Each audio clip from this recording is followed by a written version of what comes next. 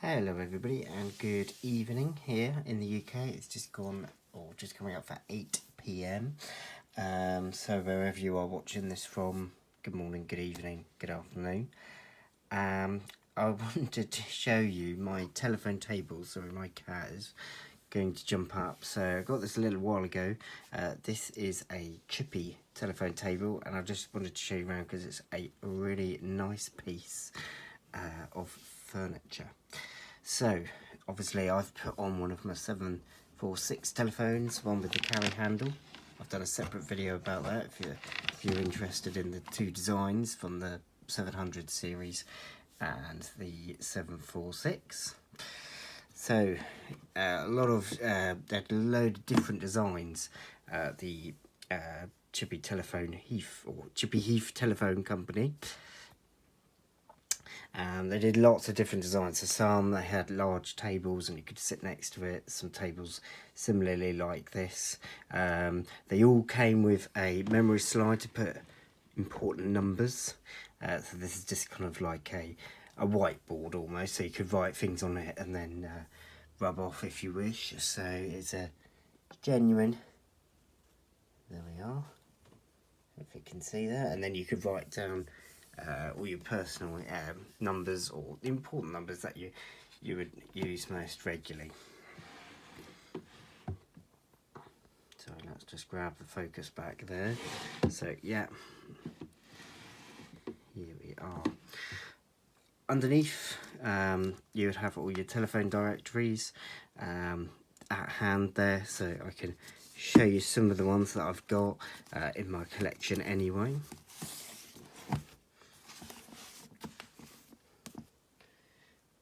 So yeah, if you wanted to look at these a bit later on, yeah, I might do a separate video at some point, but I've got a range of different ones. So this one is 1986.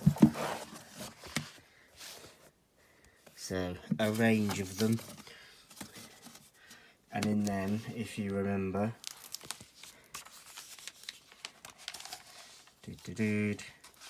you have different dialing codes. Here we go, international dialing codes. This is pretty exciting. From the 80s, useful numbers, so you can put in lots of different numbers for different areas, as you can see. So yeah, they're some of my newer ones, if you like, and then I've just got some bits and pieces that I've kept in there as well. So you can use these as other items as well.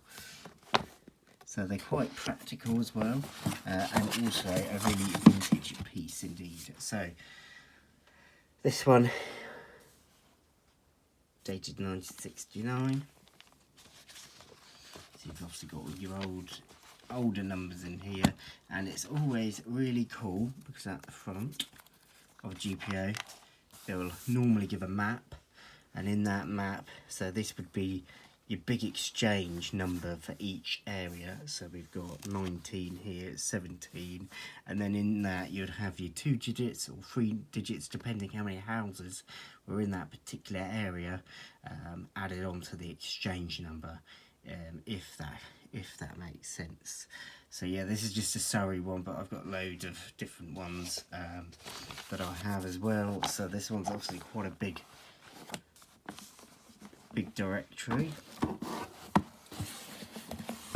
That's the main, what we call feature. This one here is a bit older. This one here we've got 1965.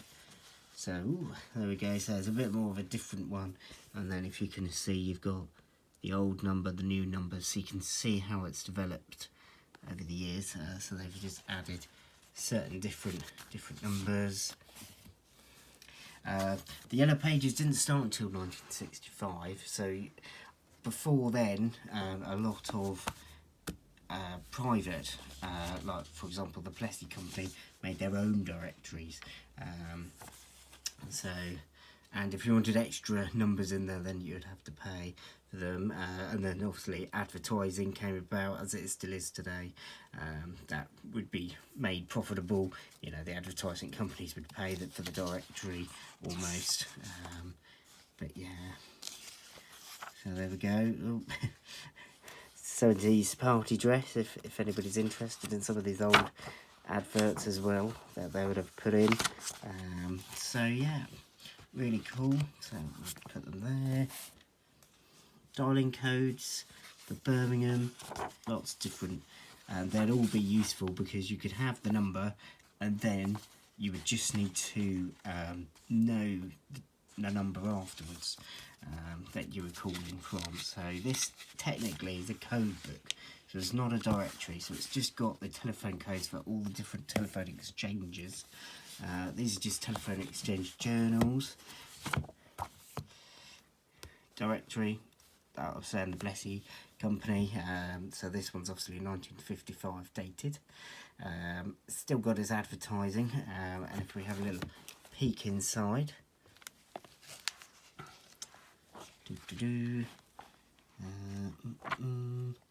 let's have a little look.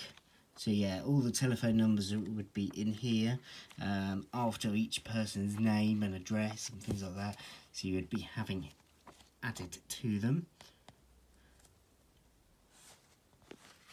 Also some useful information as well, so they'll give different directories. Let's see if I can find any. Ah, here we are. So there we go. So telephone numbers are in bold, as you can see. So it'd have the person's name, potentially company address. So yeah, and a lot of companies had their own Strouder exchanges or switchboards because it was actually quicker to be directed straight there, so they would have their own exchanges almost. So yeah, and that's when we talk about private exchanges becoming around. More telephone dials here. Post office, so this is, what year is this? Probably 1965, I can't see a date on it. So dialing instructions, because believe it or not, some phones, especially dials when they were first new, became a little bit complicated. So yeah, different codes for different areas. Okay, so, and then when you had the trunk dialing, that's when you would need to be put through to an operator potentially, because obviously your wire were cross-wired to another exchange or another telephone company until obviously radio waves paved the way. But yes, so lots here, different locations and areas. This would be your code, and then afterwards you would put 1 or 2 digits, and they obviously grew a little bit bigger. Put down there. So as you can see, I've got quite a few dated years, but also this is quite an interesting one, and some of you might remember British Telecom. As you can see here, different phone lines, so you could ring up to find the sports results, or bedtime stories, cooking, yeah, what the weather was going to be like, so you could ring up, find it, and it would be put through to a dialer tone in the exchange, which would be an automatic message, and then it would just play back to you those words. So yes, very interesting, and this one is a little bit later. I think we saw that one before, but yes, here, and then obviously storage drawer. This is the telephone seat itself, so it just slides in and out. Nice little design, really cool 70s orange fabric, nice kind of sunny, quite comfy, you know, because you could be, the idea was you would be sat there for hours gossiping. Sometimes they call them gossip chairs, but yeah, so here I just wanted to show you and leave you with my 746, and that's obviously an original number, and then afterwards you'd have your number. So if anybody accidentally got through to the wrong phone, you could say, oh no, I'm 74, you need a different one. But yes, I hope you enjoyed it. So those are, just leave you with the Chippy telephone seats, and that was the Chippy Heath telephone seat company, and they did lots of furniture, different designs. So yeah, thanks, see you in the next one.